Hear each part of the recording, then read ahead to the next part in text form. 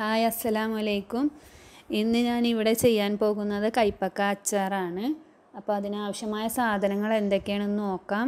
3 medium size കൈപ്പക്ക, 6 പോള വെളുത്തുള്ളി, 6 വലിയ പച്ചമുളക്, 3 വലിയ കഷ്ണം ഇഞ്ചി, 1 തക്കാളി, പിന്നെ ഒരു വലിയ തക്കാളിയുടെ വലുപ്പത്തിലാണ് ഞാനിവിടെ പുളി എടുത്തിട്ടുള്ളത്.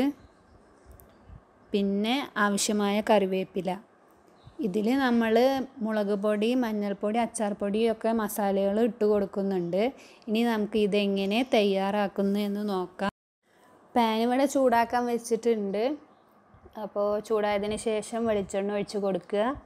ഏകദേശം 3 സ്പൂണോളം വെളിച്ചെണ്ണയാണ് ഞാൻ ഒഴിച്ച് കൊടുത്തത്. ഇനി എണ്ണ നന്നായി ചൂടായതിന് ശേഷം അതിലേക്ക് ആദ്യം നമ്മൾ വെളുത്തുള്ളി ഇട്ട് കൊടുക്കുക. ലോ ഫ്ലെയിമിൽ ആദ്യം ഇട്ട് വെക്കുക. ഹൈ ഫ്ലെയിമിൽ ഇട്ട് കഴിഞ്ഞാൽ ചിലപ്പോൾ കരിഞ്ഞു പോകും. അപ്പോൾ ആദ്യം ഒരു ലോ ഫ്ലെയിം ആക്കിയിട്ട് വേണം എല്ലാതും ഇട്ട് കൊടുക്കാൻ. ആദ്യം നമ്മൾ വെളുത്തുള്ളിയാണ് ഇപ്പോൾ ഇട്ട് കൊടുത്തിട്ടുള്ളത്. ഇനി ഇത് നന്നായിട്ടൊന്ന് വഴറ്റി കൊടുക്കണം.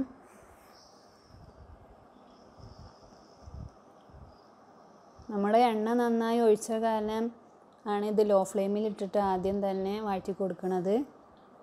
പിന്നെ ഒരു മീഡിയം ഫ്ലെയിമിലേക്ക് ആക്കിയാലും മതി. അതിന് ശേഷം ഇനി ഇതിലേക്ക് വേണ്ടത് ഇഞ്ചിയാണ്. ഇഞ്ചി ഇട്ട് കൊടുക്കുക. എന്നിട്ട് ഇഞ്ചി വെളുത്തുള്ളി ഒന്നും കൂടി നന്നായി വഴറ്റി കൊടുക്കുക. അപ്പോൾ നിങ്ങൾക്ക് ഇതിൻ്റെ കട്ട് ചെയ്ത സൈസ് കണ്ടാൽ തന്നെ അറിയാമല്ലോ. അച്ചാറിലേക്ക് നമ്മൾ സാധാരണ ചെറുതായിട്ടാണല്ലോ എല്ലാം കട്ട് ചെയ്തിട്ട് ഇടാറ്. അപ്പോൾ അങ്ങനെ തന്നെ വേണം ഇതിലും.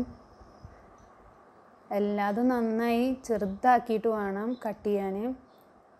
ഇഞ്ചി ആയാലും വെളുത്തുള്ളി ആയാലും പച്ചമുളകായാലും അച്ചാറിലിടുമ്പോൾ നമ്മളൊക്കെ ചെറുതാക്കിയിട്ടാണല്ലോ ഇടാറ്. അപ്പോൾ അങ്ങനെ തന്നെ ചെയ്യുക. അപ്പോൾ 6 വലിയ പച്ചമുളകാണ് എടുത്തിട്ടുള്ളത്. അത് നന്നായിട്ടൊന്ന് വഴറ്റി കൊടുക്കുക. എണ്ണ കുറച്ച് കുറവുള്ളതുകൊണ്ടാണ് ഞാൻ വീണ്ടും എണ്ണ ഒഴിച്ച് കൊടുത്തത്.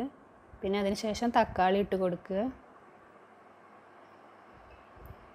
എന്നിട്ട് ഇതെല്ലാതും പാടെ ഒന്നും കൂടി വഴറ്റിയിട്ട് മാറ്റി വെക്കണം. പിന്നെ നമ്മൾ ഇതേ പാനിൽ വെച്ചിട്ട് തന്നെയാണ് കൈപ്പക്ക ഒന്ന് വറുത്തെടുക്കണം. സാധാരണ കൈപ്പക്ക അച്ചാറിന് പച്ച കളർ കൂടിയ കൈപ്പക്കയാണ് വേണ്ടത്. ഞങ്ങൾക്കത് വാങ്ങിക്കാൻ കിട്ടാത്തത് കാരണമാണ് ഈ ലൈറ്റ് കളർ കൈപ്പക്ക വെച്ച് ചെയ്തത്. അപ്പോൾ നിങ്ങൾ അച്ചാർ ചെയ്യുന്നുണ്ടെങ്കിൽ പച്ച കളർ കൂടിയ കൈപ്പക്ക കിട്ടാൻ ശ്രമിക്കണം. അപ്പോൾ ഒന്നും കൂടി ടേസ്റ്റ് കൂടും. ഇനി അടുത്തത് നമ്മൾ വഴറ്റി വെച്ചതിൽ പുളിവെള്ളം ഒഴിച്ച് കൊടുത്തിട്ടുണ്ട്. ഈ പുളിവെള്ളത്തിലേക്ക് ഇനി ഏകദേശം 1 ടേബിൾ സ്പൂൺ ഉപ്പിട്ട് കൊടുക്കണം.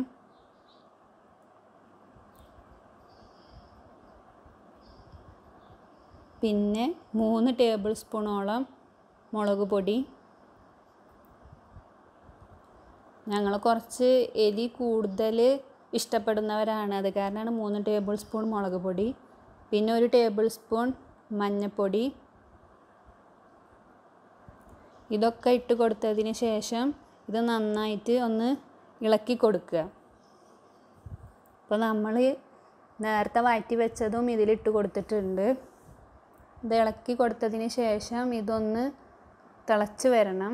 എന്നിട്ട് നമ്മൾ നേരത്തെ ഫ്രൈ ചെയ്ത് വെച്ച കൈപ്പക്ക ഉണ്ടല്ലോ, അതും ഇതിലേക്ക് ഇട്ട് കൊടുക്കണം. എരിവ് ഓരോരുത്തരുടെ ഇഷ്ടത്തിനനുസരിച്ചിട്ട് വേണം മുളക് പൊടി ഇട്ട് കൊടുക്കാൻ. അപ്പോൾ ഇനി നമ്മളിതിൽ കൈപ്പക്ക ഇട്ട് കൊടുക്കുകയാണ്. കൈപ്പക്ക ഇട്ട് കൊടുത്തതിന് ശേഷം ഇത് അധികം തിളപ്പിക്കാൻ പാടില്ല. അതിനാണ് നമ്മൾ കൈപ്പക്ക നേരത്തെ ഒന്ന് ഫ്രൈ ചെയ്തെടുത്തത്. ചെറുതായിട്ടൊന്ന് തിളപ്പിച്ചതിന് ശേഷം ഇത് ഇറക്കി വെക്കുക.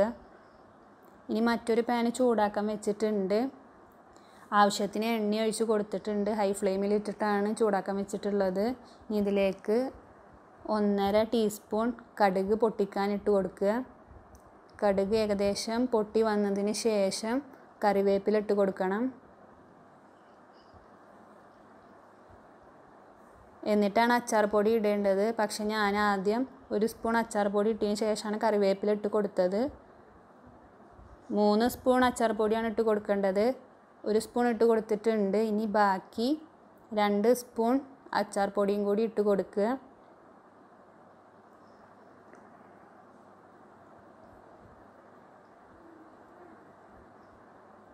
ഇനി നന്നായിട്ട് ഇത് ഇളക്കി കൊടുക്കുക. ഇതൊന്ന് മൂപ്പിച്ചെടുത്തതിന് ശേഷം നമ്മൾ നേരത്തെ തയ്യാറാക്കി വെച്ച കൈപ്പക്കയിലേക്ക് ഒഴിച്ചു കൊടുക്കണം. അപ്പോൾ നമ്മുടെ കൈപ്പക്ക അച്ചാർ ഇവിടെ റെഡി ആയിട്ടുണ്ട്. അപ്പോൾ കൈപ്പക്ക അച്ചാർ ഇഷ്ടപ്പെടുന്നവർ എന്തായാലും ഇത് ട്രൈ ചെയ്ത് നോക്കണം. ഇത് നല്ല ടേസ്റ്റുള്ള ഒരു അച്ചാറാണ്. അപ്പോൾ എല്ലാവരും ട്രൈ ചെയ്തിട്ട് ഇതിൻ്റെ കമൻറ്റ് ഞങ്ങളെ അറിയിക്കണം.